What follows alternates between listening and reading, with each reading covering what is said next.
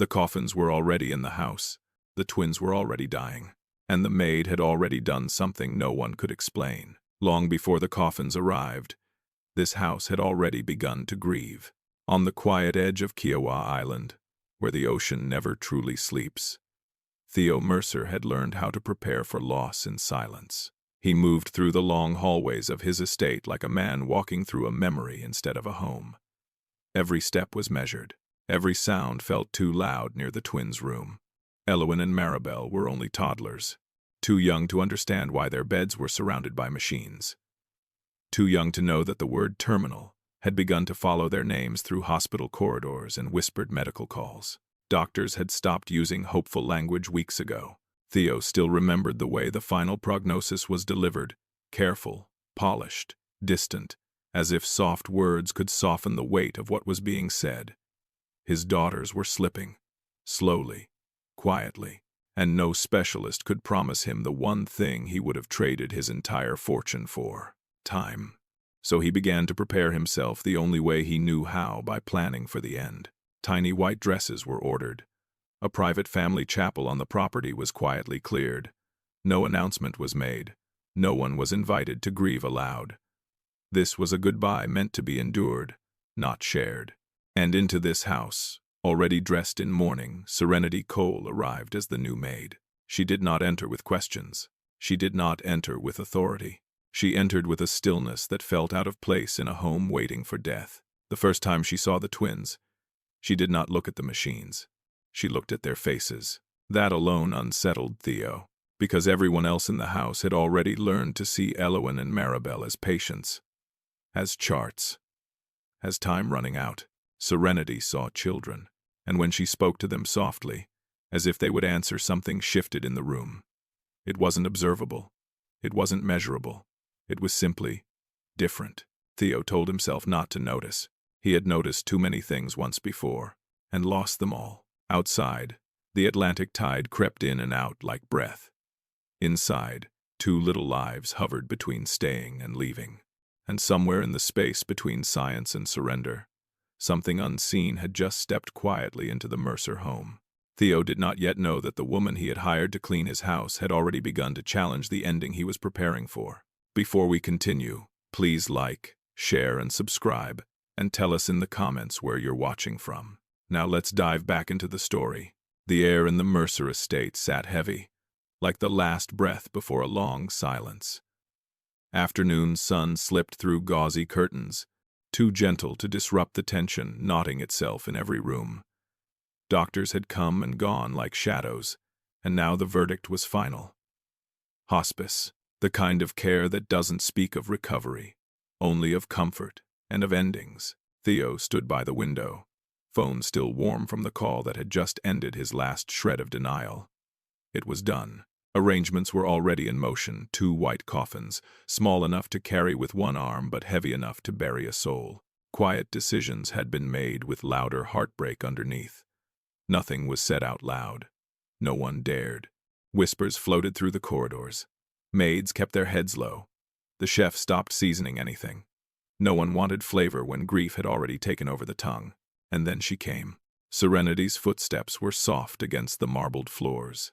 She carried nothing but a small bag and a folder of employment paperwork. Her smile was unaware not of the world, but of this specific darkness she was walking into. The door hadn't even shut behind her before 2 house staff exchanged looks of pity. "She doesn't know," one muttered. "God help her," said the other. She was escorted up the stairs, told little.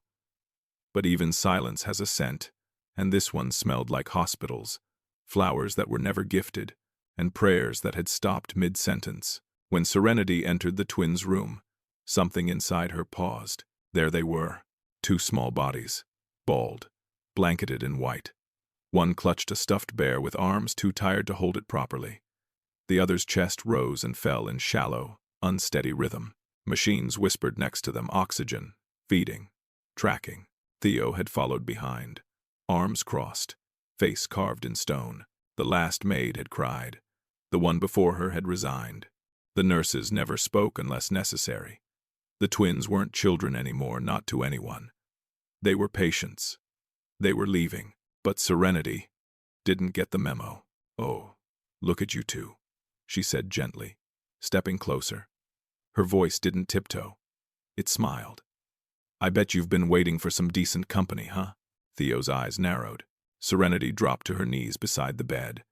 She didn't look at tubes or charts. She looked at them. "You're going to need extra pillows," she said matter-of-factly, "because once you start sitting up, I hear you'll be asking for waffles in bed. And that, my friends, takes serious energy." A nurse shifted uncomfortably behind her. One maid clutched her apron like a rosary. Theo stepped forward, voice firm. "They're not." But Serenity turned slightly, her eyes still soft. "I know what the doctors say," she said, "but I don't take orders from despair." Silence thickened, and in that silence, the impossible happened. One of the twins, eyes fluttering open, cracked a smile barely there, but undeniable. Faith walked into the room before anyone invited it. Theo didn't know whether to be angry or afraid, because something about her words, her tone, her presence, it felt like disruption, like rebellion against grief. And that terrified him more than death itself. Why does Serenity refuse to treat dying children like the dying? If you've ever watched someone you love fade away and felt powerless, you're not alone here. Some stories carry weight because they mirror our own unanswered prayers. Walking with this story is a quiet way of standing with every broken family like this. The Mercer estate had grown used to the sound of dying. Night had settled like a heavy fog across the property. Inside the twins' bedroom, time slowed. Curtains were drawn. Lights dimmed. And everyone moved carefully, like joy might shatter if touched too quickly. The night routine unfolded with silent precision. No chatter, no warmth. Just tasks. Nurses glided from machine to child. Heads bowed. Voices reduced to faint murmurs that never rose above the click of a monitor. IVs were checked. Gauze adjusted. Charts updated. Their hands moved with tired expertise. Their eyes rarely lifted. No one asked questions anymore. No one expected change. The only sounds were the machines.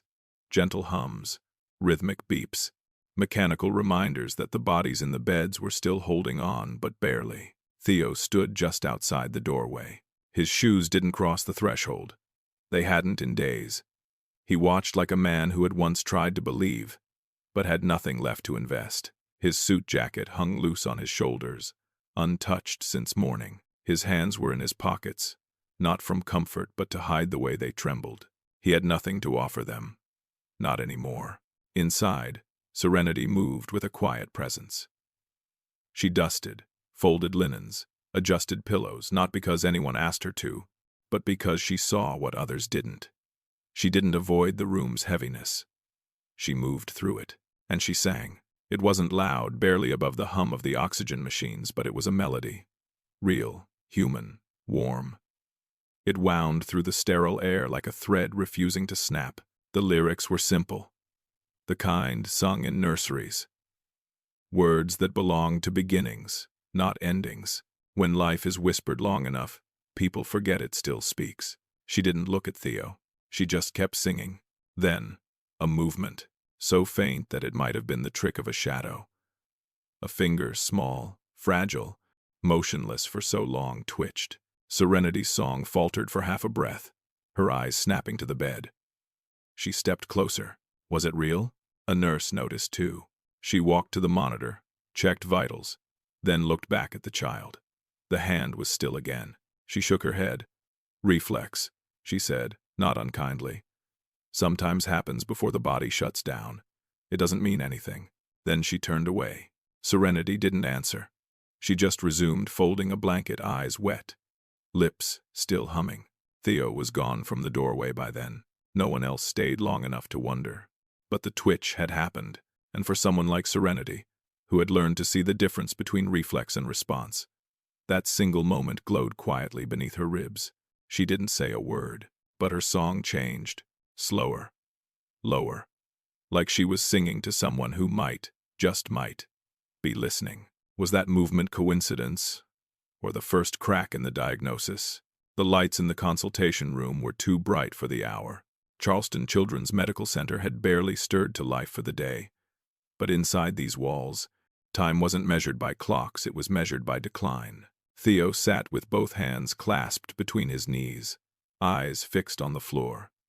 Around him, the doctors spoke with practiced calm, each word shaped to sound professional. Not personal, but pain doesn't soften just because it's delivered gently. The multi-organ failure is accelerating, one of them said, flipping over a page in the chart. Weeks, another added. Not months. Theo didn't flinch, but his jaw locked. The doctor slid a folder forward, thick with pages. End-of-life protocols, palliative care orders, and the formal surrender to inevitability. Theo's hand hovered over the pen, then dropped. He signed, line after line, initials and full name. Every stroke a silent admission that the fight, at least in their eyes, was over. By the time he left the hospital, the sun had begun to rise, washing the city in pale gold. It didn't feel like a new day. It felt like the final chapter had already been printed. At the Mercer estate, the staff moved with hushed steps. No one asked how the meeting had gone. They didn't have to. Theo entered through the front doors and paused in the foyer. His voice was low, but it carried. Have the family chapel prepared. The butler gave a tight nod. No details were offered. None were needed. They all knew what it meant. In the back corridor, Serenity was carrying a basket of folded linens when she passed the edge of the study. The door was cracked just enough to let sound slip through. Small service. Just family. 2 caskets. They'll be ready. Serenity froze. Has the funeral been scheduled yet? They're just waiting. Any day now. The word hit her like cold water. Funeral. She took a slow breath, trying to steady herself. But something inside her shifted. Not in fear, in refusal. She kept walking, silent. That night, the house sank into silence. Theo remained in his office, the lights off, a glass untouched on the desk. The nurses rotated quietly through the twins' room, checking vitals, adjusting tubes, updating charts. Machines clicked and beeped with mechanical apathy. And Serenity, long after everyone had gone to bed, stepped into the laundry room and gently closed the door behind her. She didn't turn on the light. She didn't need to see to do what she came to do. She sank to her knees beside the washing station, her fingers twisting together, knuckles white. The silence around her didn't scare her. It felt familiar. She tried to speak. No words came. Only breath. Only ache. Only presence. Some prayers are not loud. They are survived. Tears welled and fell quietly. She wasn't begging for a miracle. She was placing herself between death and the children. The only way she knew how. She didn't ask for answers. Just time. Just mercy. Just something more than a funeral. Something that no doctor could measure. Something only heaven could see. What does Serenity believe that no doctor does? The estate was silent. Not the kind of silence that soothed, but the kind that echoed. In her small quarters tucked behind the kitchen wing, Serenity sat on the edge of her bed, holding an old photo between her fingers. The edges were worn soft. The image faded, just a little girl with braids, smiling through missing front teeth. Her daughter, gone now. Years ago. The memory still came sharp and sudden. It had started with a cough. Nothing unusual. Children get sick. But the fever followed, rising fast. Serenity had taken her to the clinic, holding her small body through the night, brushing her hair back with trembling fingers. But poverty doesn't work on hospital hours. They told her to come back with payment, insurance, anything. She had nothing, so she prayed. She sang. She stayed by her child's side as the light dimmed, hoping faith alone would hold back what medicine couldn't reach. It didn't. Her daughter died wrapped in Serenity's arms, eyes open, afraid, still believing her mother could fix it. She never could. Faith, back then, had felt like betrayal. The funeral had no choir, no real casket, just a white box and an ache Serenity never spoke of again. But she made a vow. I will never walk away from a dying child again. She whispered to the grave, voice cracking. Not if I can help it. Not ever. Now, in the present, that vow stirred. It was midnight when Serenity slipped from her quarters, barefoot and careful. The house slept around her. Grief and surrender hung heavy in every corner. But Serenity carried something else. She entered the twins' room without turning on the overhead lights. The machines blinked. The children lay still. But she saw them differently now. They were not ghosts. Not yet. She pulled a chair closer to the bed and reached for the soft cloth tucked into her apron pocket already warm. She pressed it gently into Maribel's hands. "Hi, little one," she whispered. "Still here with me?" She moved slowly, speaking in low, steady rhythms, nothing loud, nothing jarring. Just presence, just intention. To Elowen, she brushed the side of her cheek with 2 fingers. "You're safe," she murmured. "And you're not alone tonight." Light touch, warm compresses, words that carried no orders, only hope. And then a flicker. Maribel's eyelids fluttered, not in spasm, not reflex, but response. A faint tightening of Elowen's fingers followed. It lasted seconds. But Serenity's breath caught. God sometimes places the wounded beside the dying. Her fingers trembled as she reached to hold Elowen's hand. The warmth of the child's skin against hers felt more present than ever before. "Your story isn't finished," she whispered. "I don't care what they've decided." She stayed there a long while, watching, waiting, not for proof, but for peace. And in that quiet, her past and present knotted into something sacred. This wasn't a second chance. This was purpose. Some people don't scroll past stories like this because they once stood in the same room, helpless. Staying with this story is a quiet way of saying those moments mattered, even when the world moved on. What happens when hope challenges death directly? The darkest hours before dawn are the quietest in the Mercer estate. Outside the twins' bedroom, the world was still sleeping. No footsteps in the hall, no movement on the stairs, just the slow, rhythmic beeping of monitors and the mechanical hiss of oxygen, keeping 2 fragile lives barely tethered to this world. Serenity sat between the beds, a soft blanket draped over her lap. Her eyes were heavy, but she didn't sleep. She never did not hear, not anymore. She watched over them like a sentinel, not because she had been asked, but because something in her refused to leave. The twins lay unmoving, as they had for days. Waxy skin, hollow cheeks, bodies curled inward like they were preparing to disappear. Even the machines had grown bored of their own readings, stable, but fading. And then, Elowen exhaled. A murmur rode on the breath, thin and broken. But there, a syllable.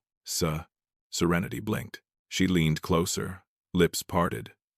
"Elowen," she whispered. No reply. But the word had been real, not imagined, not random. Just behind her, Maribel stirred. The change was small, so small it might have gone unnoticed. But Serenity saw it. The girl's chest rose and fell again. Then again, not shallow, not uneven, steady, the kind of breathing no one had recorded in weeks. Serenity covered her mouth with both hands, her eyes filling. This wasn't theory. This wasn't reflex. Something had shifted. Something had returned. A nurse entered quietly, clipboard in hand. She approached the monitors, checked the vitals, glanced at the girls. Her breathing stronger, Serenity said quickly, wiping at her eyes. "And Elowen," she said something. "I heard her." The nurse looked up, startled by the urgency in her voice. She leaned down, peered at Maribel's face, then at the numbers on the machine. After a moment, she exhaled softly. "Probably neurological noise," she said. "Sometimes as the brain shuts down, it sends false signals. It's not unusual." Serenity stared at her. The nurse offered a kind smile, one coated in pity. "Don't read into it." She left the room without another word. Serenity turned back to the girls. She reached out, brushing hair from Elowen's forehead with trembling fingers. Tears slipped silently down her cheeks, because she knew what she'd seen. She had lived through death once. She had watched her daughter fade, hour by hour, praying for even the slightest sign of response. And none had come. This was different. This was a breath, a word, a rhythm. Miracles don't announce themselves. They show up quietly, unnoticed by charts or scans. They wait to see who's paying attention. Across the house, Theo slept in his office, slumped against the side of the couch. A dim light burned beside him. Papers were scattered across the floor. His phone lay face down on the desk, missed calls blinking in the dark. He didn't know. He wouldn't wake to this news, because no one believed there was news to share. Back in the bedroom, Serenity stayed where she was, gently cradling Elowen's hand in her own.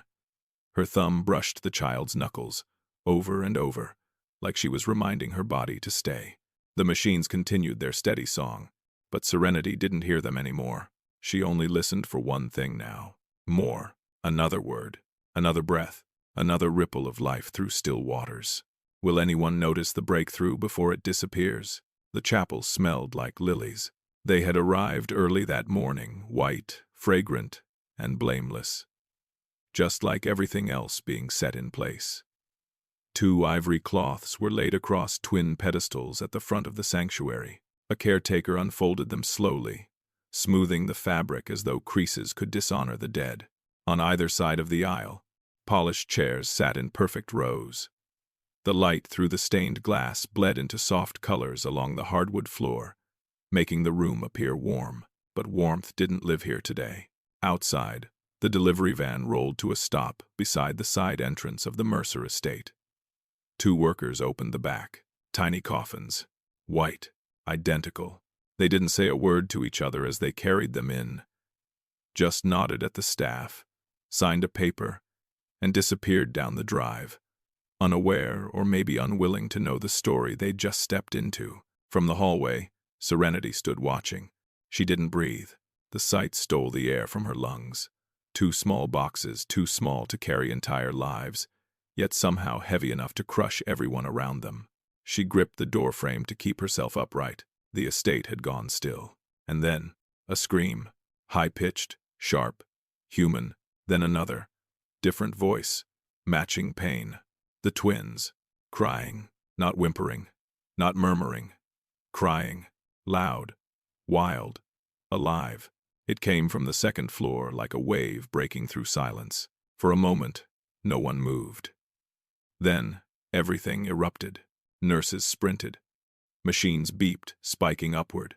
Oxygen monitors flashing with new frequencies. Staff shouted numbers no one had used in weeks. Heart rate. Saturation. Output. In the chapel, the lilies stood untouched. In the nursery upstairs, chaos bloomed. Serenity was already running. She burst through the door to see Elowen flailing, arms weak but moving. Tears streamed down her cheeks, mouth open in a full-throated wail. Maribel mirrored her sister's cry, hands reaching toward nothing and everything at once. Nurses were already surrounding the beds, disbelief on their faces. One of them kept repeating, "This isn't possible. This isn't." Machines surged with data, lights blinking like they had been waiting for this moment. Theo heard the screams from down the hall. He ran, not with purpose, with panic. He reached the room, chest heaving, eyes wide. The sight stopped him. Not stillness, movement, not silence, sound. His daughters, awake. He prepared for burial while resurrection whispered behind him. Theo stepped forward, hesitant. One of the girls turned toward the sound of his footsteps. She knew him. He dropped to his knees beside the bed, as if gravity had finally caught up with the weight he'd been carrying for weeks. Serenity stood at the foot of the room, hands clasped tightly, tears trailing down her cheeks. She didn't speak, didn't need to. The girls were alive, and for the first time in weeks, the house wasn't grieving. It was listening. Machines still beeped, monitors still flashed, and nurses still fumbled for explanations. But none of it mattered. The twins had returned to them. Is this a final surge, or the beginning of life? The hallway outside the intensive care wing was quiet. Evening had painted the windows in gold and gray, the last light slipping slowly over Charleston's skyline. Inside the room, monitors blinked steadily. No alarms, no emergency signals, just steady, rhythmic signs of life, real life. Doctors stood at the edge of the room, whispering over charts, eyes flicking from screens to children, then back to each other in disbelief. Organ activity is stabilizing, one finally said, almost afraid to speak it too loudly. No regression. Another added, eyes locked on a monitor. Levels are within range. They weren't celebrating. Not yet, because there was no explanation. No treatment had reversed what was happening. No trial, no drug, no procedure. The plan had been to prepare for loss, not recovery. And yet, here it was. Two girls, once fading into silence, now rested peacefully.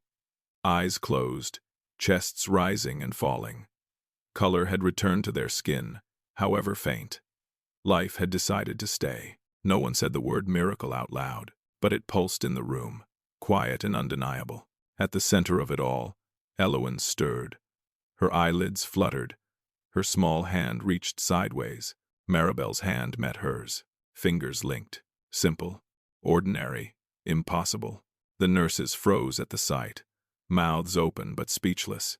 Theo stood at the foot of the bed, hands clenched at his sides, body trembling. He had spent every resource, every favor, every prayer he didn't believe in, and still prepared for death. He had accepted it, signed for it, ordered it. Now he was watching something no chart had predicted. He dropped to the chair beside them, head falling into his hands, and he wept, not just for what he'd almost lost, but for what he still couldn't understand. Tears fell freely, quietly, not frantic, not fearful, just release. Behind him, Serenity stood in the corner of the room. She didn't speak, didn't move. She simply watched. No one noticed her, and that was how she wanted it. This wasn't hers to explain, not hers to claim. She had stood between life and death because she couldn't do otherwise. She had whispered when everyone else surrendered. She had touched when others stepped back. Now she stepped back too, because they no longer needed her the same way. She turned and left the room as doctors began reviewing new scans. Nurses checked vitals again, still stunned. Staff whispered the same phrases over and over. No change in medication. We didn't do anything new. There's no clinical reason for this. Serenity walked down the hallway alone, shoes silent against the tile. Outside, the evening deepened into night. The world moved on, but something eternal had touched that room. This wasn't medicine. This wasn't prediction. This was mercy. No headlines, no announcements, just two small hands holding each other. Just one man, weeping for what he was given back. Just one woman, unseen, walking away from the edge of a miracle. The walls of the Pediatric Recovery Center in Mount Pleasant were painted with bright colors. Murals of oceans, forests, and flying things stretched from floor to ceiling, carefully chosen images meant to remind children of the world beyond hospitals. Elowen and Maribel sat beside each other in adaptive wheelchairs, small frames, still fragile but alert. A nurse adjusted their positioning with gentle hands, humming as she worked. They had survived. No doctor could explain it. No chart could predict it. But the girls were alive, breathing, blinking, smiling. And slowly, with time and help, they were beginning to move forward. But healing had a price. Both would require lifelong care. Their bodies, once shut down, had not come back untouched. Muscle tone had weakened. Language would take time. Mobility would be its own battle. Progress was real, but so were the limitations. Theo knew this, and he had made a choice. He sat just outside the recovery room, sleeves rolled up, suit jacket folded beside him. For decades, he had built a towering empire: companies, contracts, cities shaped by his signature. Now, much of it was gone. He had dissolved entire divisions, sold off properties, reallocated wealth that had once been reserved for expansion. Because what mattered now was presence. What mattered now was them. The Mercer family vault, once designed for legacy and death, had been repurposed. Every cent once allocated for burial and inheritance had been restructured into a long-term recovery fund. Hope had changed their future, but it had also rewritten their past. In the backyard of the Mercer estate, the breeze moved slowly through the trees. It was spring now. The grass was green again. Serenity stood by the garden, watching the girls play under the shade of the large oak. They couldn't run yet, but they laughed. And their voices, even faint, filled the space like sunlight. She was no longer staff. There were no more uniforms, No set hours. She had stayed, yes, but as something entirely new. A guardian. A keeper of peace. The quiet presence that had once defied death and now quietly shepherded life. Theo walked out with 2 cups of tea, offering one without speaking. They stood together in silence, watching the miracle breathe and grow just feet away. Still, grief had not left them entirely. Every year, on the same date the funeral had been scheduled, Theo drove out to the family chapel. The 2 white coffins remained unburied, unused, stored in a private vault. He didn't cry anymore, but he always stood for a while, to remember, because gratitude and grief were not enemies. They had simply learned to live side by side. God did not erase the pain. He redeemed the outcome. If this story touched a wound you carry quietly, staying connected to stories like this is not a clique, it's companionship. Some journeys are easier when you don't walk them alone. The sun dipped lower behind the trees, casting long shadows across the grass, and 2 small voices, once nearly lost to silence, carried through the air with a kind of joy only those who've survived can sing.